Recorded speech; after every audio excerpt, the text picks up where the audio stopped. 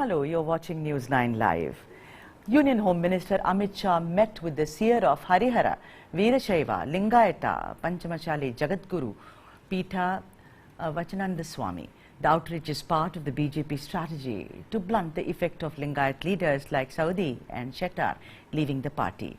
Vachanananda Swamiji said that the meeting with Amit Shah was strictly and purely spiritual and that there was nothing political about it. He also added that Amit Shah was like a reincarnation of Shah-Nakya and he is the Shah-Nakya of the BJP.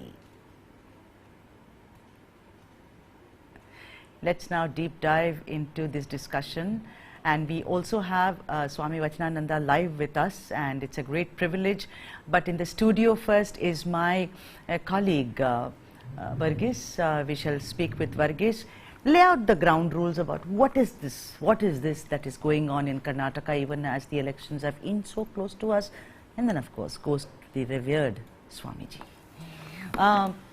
Tell me something, that do you think, I'm not talking about whether it was spiritual or political, but a meeting with a Peetha head, that to a Lingayat Seer, do you think it will somehow add layers to the BJP, considering they have lost tall Lingayat leaders? Well, the politics of Lingayats voting in a particular way is also decided by the mutt, and that is a belief that in fact goes. So the seers hold a very huge power to make sure that who is the Lingayat leader that's on a seat and who is probably not on a seat. So it is pertinent that the BJP is looking at ways to blunt the effect of Savadi as well as Shettar's exit. And for that, this outreach towards seers has been happening for some time. Yediyurappa was the man who kept all the seers happy. In the sense, he met them, he used to regularly speak with them, he had one-on-one personal relationships with them. He was a person who also ensured that the other party leaders also kept in touch with them. But after B.S. Yediyurappa, that kind of a connect that the seers had with the BJP has suffered somewhere, though Yediyurappa personally keeps his touch with Now, Amit Shah coming into the picture shows the importance of Lingayat seers in Karnataka's politics. They are a very important part, and when it comes to being the important part, they are technically what we would call in our digital parlance today as influencers. They are very much there. And Rahul also met one of them, no? Yes, Rahul Gandhi also in fact met one of them, and they have a huge sway on the Lingayat voters. And of course, politically we can see how Jagdish has been speaking about how he was sidelined in the BJP, Savadi saying that he was given a raw deal. They are going politically to the voters, but on the soft part of it, someone who could actually have a lot of influence on the Lingayat voters are the seers, because the seers, when they make sort of a homily or when they make a kind of a speech, they do give in that message as to who should be voted in. Because at the end of the day, when the seers speak about it, they are not only speaking about Lingayatism, they're talking about what certain areas under which they have been working in, especially a lot of Peethas have been working in a lot of backward areas. So those areas, a lot of weight is held with regards to the Peetha as well as their seers. So Amit Shah meeting them is only part of that strategy, but it is an effective strategy. It can be an effective strategy. All right, and let's get the Swamiji now and take the discussion further. Oops, I think we have some connection issue there, so we will of course get you the Swamiji, but in a bit. Varghese, before we are joined by the Swami, I want to ask you something, that they have huge influence, correct? Right? So this may just add layers to the BJP. But the point is that this is the same, you know, the mathas which are there, headed by Lingayat seers, they've been asking for reservation. It's been 2.5 years. They took to the streets. They were speaking at various forums. I mean, it almost became like, this is what we want, this far, no further, or else we will do this. And then it was seen that political, leaders were going and visiting them. So the one problem, one bone of contention is reservation, no, Varghese? Reservation has been, yes, exactly. As you rightly pointed out, reservation has been an issue with regard to them. And when it comes to reservation as well, when we look at the entire manner in which the reservation has been given, the problem with the Lingayat issue of reservation is that they are technically in all aspects a forward community. their landholding communities. So within the Lingayats, they've been trying to accommodate the EWS reservation. But there has been specifically, there has been an attempt, especially during the time of Yediyurappa as well, as you rightly pointed out, to bring them into 2A category. But that has been also struck down. So this is something that they have been holding on. But as of now, the seers also understand that there have been issues about them putting this across to the government because of the constitutional and technical nature of that reservation. Right. And Swami Vachanananda has now joined us, and let's go. Namaskara, Swami ji. Namaskara. आपकी जो meeting हुई अमित शाह के साथ, you said that it was very spiritual. So you did not discuss anything political उस meeting में? We could not able to speak. I thought normally जैसे अमित शाह आएंगे तो ये चुनाव चल रहा है तो नॉर्मली पॉलिटिकल बात करेंगे, ऐसा मैं सोचा था, लेकिन ऐसी कुछ बात नहीं हुआ है। ज्यादा हम योग के बारे में, ध्यान के बारे में, यही बात ज्यादा हमने किया है। ठीक है, ये बताइए स्वामी जी कि लिंगायत, जहां तक लिंगायत की बात है, आपने देखा सवदी और शेट्टर छोड़ के चले गए और कितने साल उन्होंने सेवा करी थी भाजपा की। ये बड़े कद्दावर लीडर थे दोनों, tall leaders as it were. आपको क्या लगता है कि बीजेपी को उनको रोकना चाहिए था और वो फेल हो गए? येडियुरप्पा के बाद वैसे कोई टॉल लीडर अब तक नहीं हुआ है। वो एक क्षेत्र के लिए वो लीडर थे, अभी भी लीडर है, लेकिन वो मास लीडर नहीं थे। तो थोड़ी बहुत हो सकता है, क्योंकि वो लिंगायत जो कम्युनिटी है उसमें बहुत सारे सब कम्युनिटी है।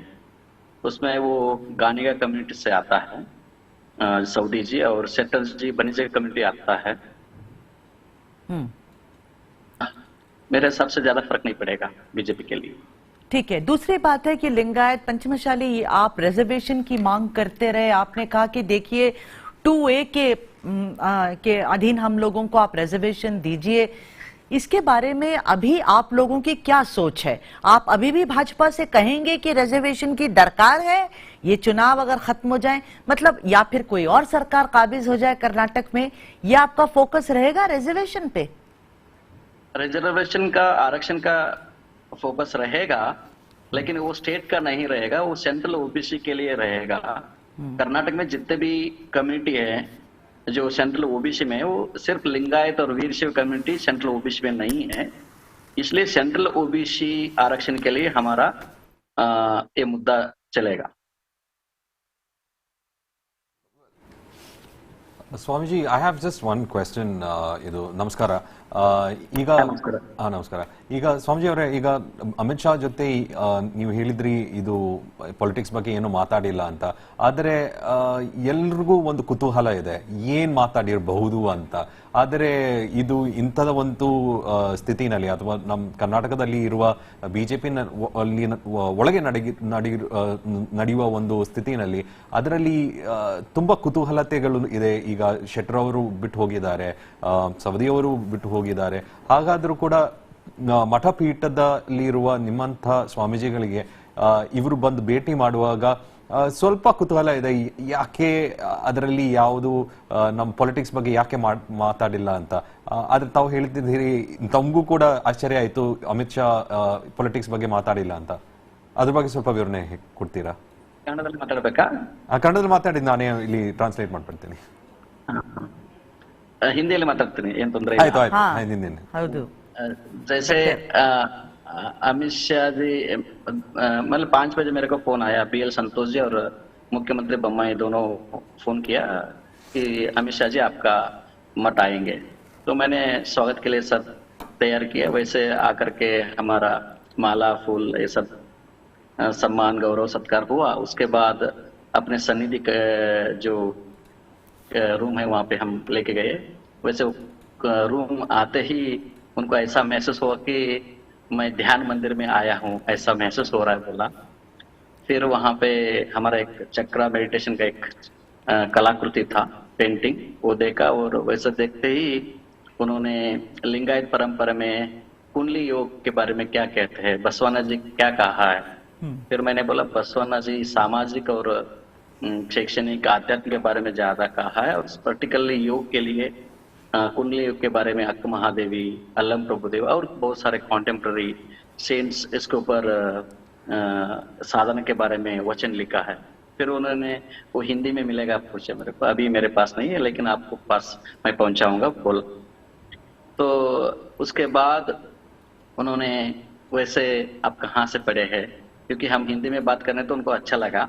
फिर मैंने बोला कि हम ऋषिकेश में ज्यादा योग साधना किया। ऋषिकेश में कहाँ पूछा, फिर हमने स्वामी राम जो हिमालय के योगी थे, तो वैसे ही मैं बोलते मैं उनका बुक पढ़ा हूँ, उनका बहुत सिद्धि और चमत्कारी महापुरुष थे, उन्होंने ऐसे कहने लगा। फिर मेरे पास एक कॉफी टेबल बुक थे, अभी रिलीज नहीं हुआ है, लॉन्च नहीं हुआ है, तो वो वैसे डिजिटल कॉपी रखा था। वो स्लोली वो हर पेज को देखने लगा, तो मेरा बचपन का सब फोटो था। right. तो देखते देखते फिर एक फोटो आया, उसमें जो अखंड भारत का एक फोटो था।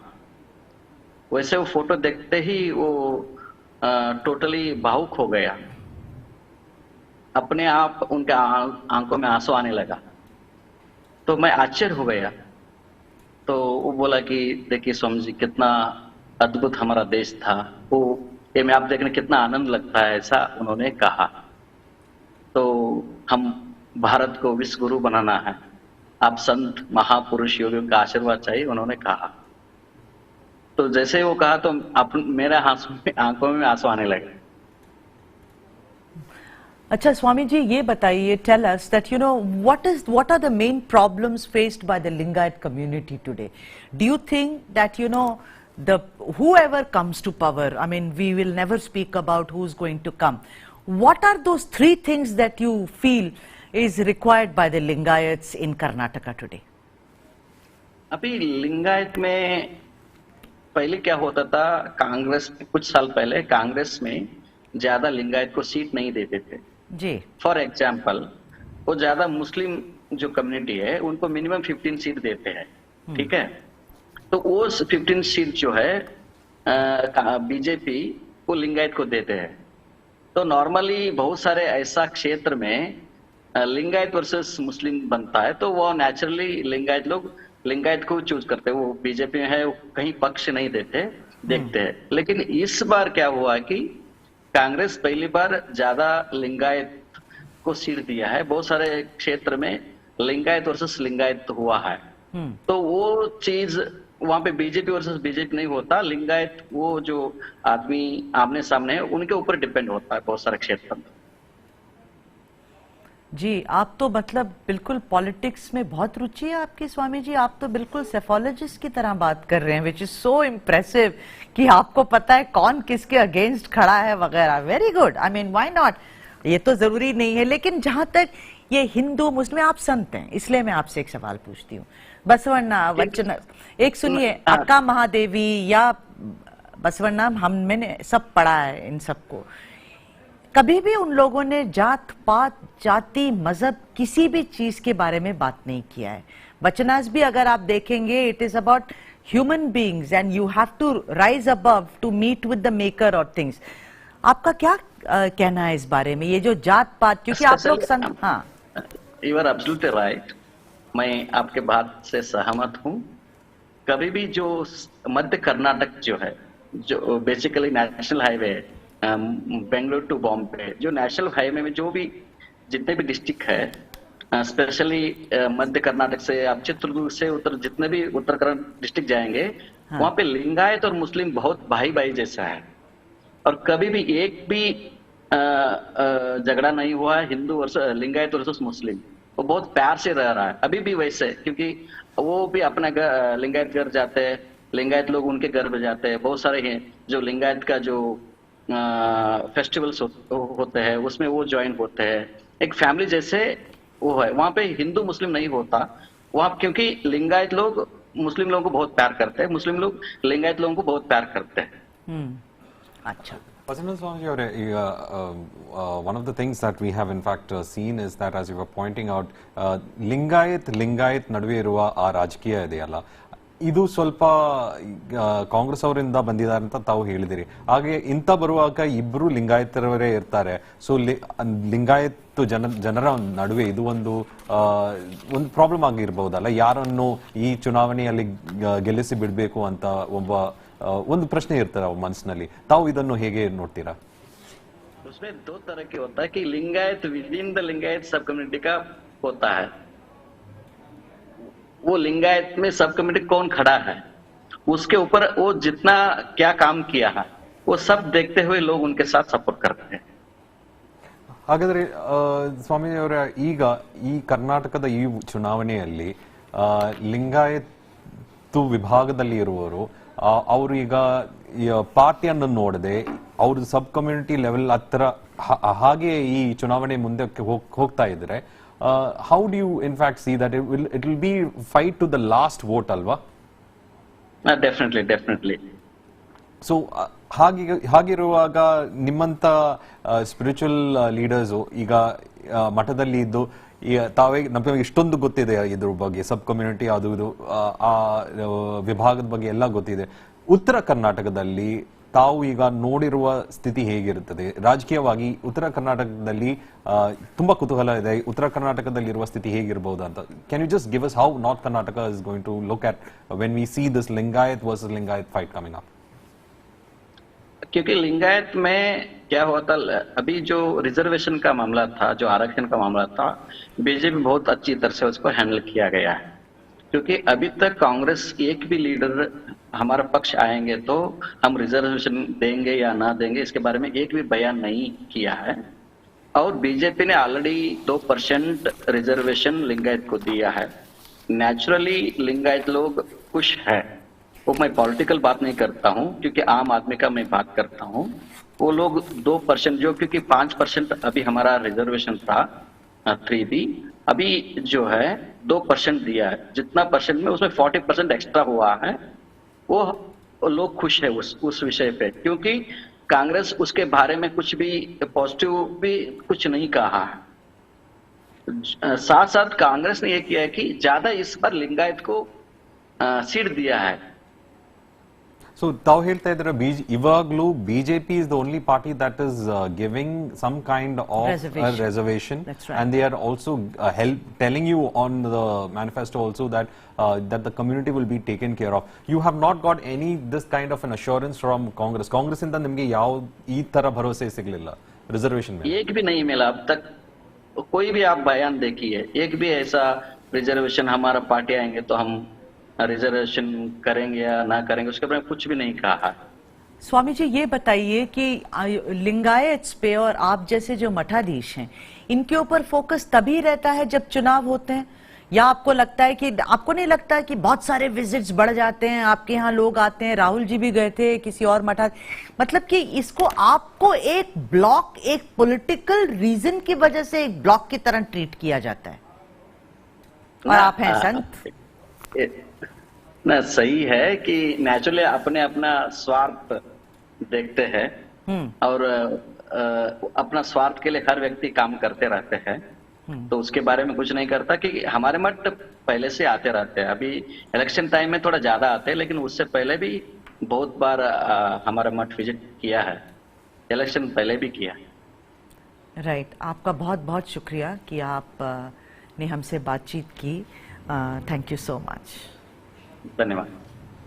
So very important, Verghese, I guess, you know, he spoke, there were a lot of points, and what really I'm very, very encouraged by, or rather happy, thrilled, surprised, everything is how politically savvy is he? Yes, a lot of these Lingayat Seers are very politically savvy, and what he said was correct. This was a Lingayat versus Lingayat situation, but then over there the question would be is that who belongs to which subcaste of Lingayat, and that would determine the fractionalization of that vote. It's very interesting insight that he's given on it, and it also shows that this time it's going to be quite a close battle even in North Karnataka for the BJP then. Because Congress's Lingayat versus Lingayat strategy could in fact work for it in the long run. Right, and we've completely run out of time. For all the news and analysis, keep watching News9 Live.